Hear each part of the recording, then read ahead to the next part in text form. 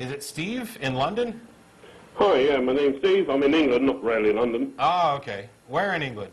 In the Midwest, deepest, darkest Wiltshire. Ah, I went to Stoke-on-Trent outside of Manchester when I was there. So. Oh, I'm very sorry to hear that. Never mind. I had a great time. What do you got? What do you got for us?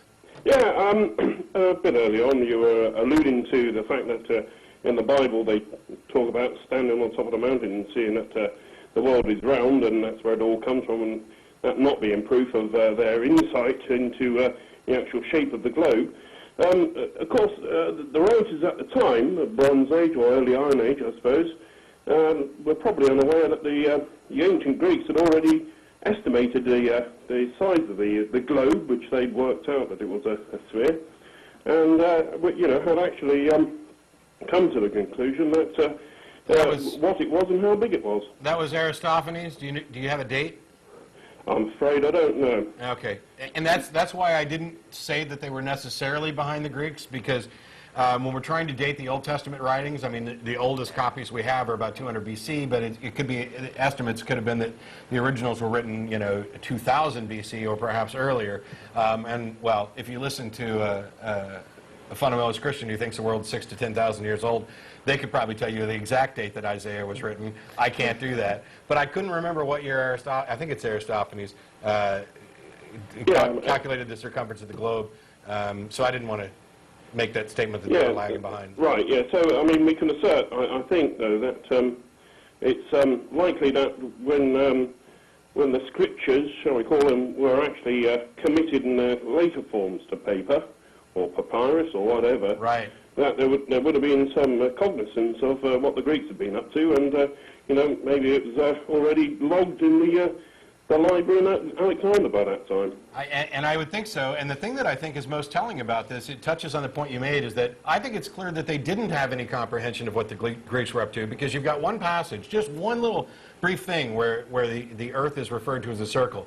And in every other area, it's referred to as flat with four corners, hoisted on pillars, fixed, immovable in space, with a firmament dome in which God sits above it and has planted the stars. And the entire concept that with the earth revolving around, or the sun revolving around the earth, that they could stop it or make it move backwards. Or everything about their cosmology was just wrong. You know what else could be a possibility is perhaps one author knew about the idea that it was round and other authors did not.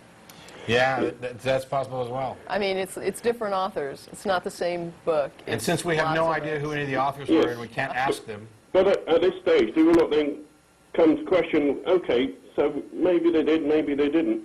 What were they trying to achieve and what they were writing? And my view is that what they were trying to achieve was a level of, shall we say, indoctrinal control by this worldly wiseness, this false worldly wiseness, that they were purporting in their writings, which actually at the time might have been very necessary. I'm not saying that it was a bad thing as such, but I do feel that it's by this time in our lives, or in the development of the human race and society, is a little out of date. Yeah. Well, I appreciate the call, Steve. Thanks for clearing that up for us. How's the weather where you are? Not nice. Not nice. No, we do rain here. And while I did enjoy my stay in the UK, I'm happy to be in Texas today. Yes, indeed. I wish I were with you. Bye-bye now. Bye-bye. Feel free to come over anytime. I appreciate the call. If you do make it to Austin, by the way, this goes for anybody, because we've had guests come down from Canada, New York for special events like our Bat Cruise or anything else. If you're going to be in the Austin area, by the way, there's chairs we can actually set up in here for people who want to stop by the studio and watch it live. You can come to any one of the ACA events. You can drop us an email. You can hit my Facebook page.